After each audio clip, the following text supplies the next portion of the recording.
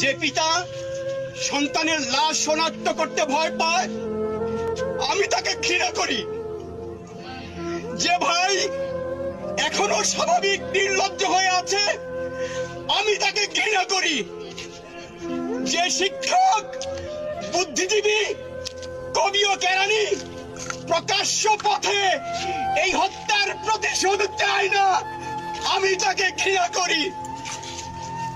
এই মৃত্যু পতাকা আমার দেশ না, এই জল্লাদের উল্লাস মঞ্চ আমার দেশ না, এই বিস্তীর্ণ শ্মশান আমার দেশ না, এই রক্ত স্নাত কসাইখানা আমার দেশ না। বুলেট আপনি দেখেছেন বাবা মায়ের রাখতো না? অভিশাপ আসমান কাঁপে, আপনাদের কাঁপে না? তার কাঁপে না? অভিশাপের ভয় হয় না? বুকগুলা ঝাঁঝরা হয়ে গেছে আমার সন্তানদের। রাবার বুলেট বলবেন কি বলবেন? এগুলা অস্ত্রের মুখে দাঁড়িয়ে আছে, আমাদের পয়সায় কেনা বুলেটে আমাদের সন্তানদের আপনারা বুলেট ছুটছেন। আর কত আর কত?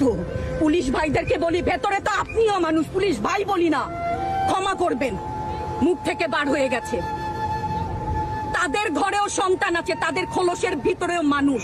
যারা এখনো ঘরে আছেন তারাও জানেন আর কতদিন ভয় পাবেন। ভয়েই থাকেন, একটা মারবেন 10টা আসবো, 10টা মারবেন লক্ষ আসবো। সারা দেশের মানুষ, মা বাপ সব একসাথে দাঁড়াবো। ওদের সন্তানকে মানুষ করার জন্য আমাদের কাছে, শিক্ষকদের কাছে পাঠিয়েছিল। কি জবাব দিব? আমার তো কোনো মুখ নাই, আমি শিক্ষক, আমার ভাষা নাই।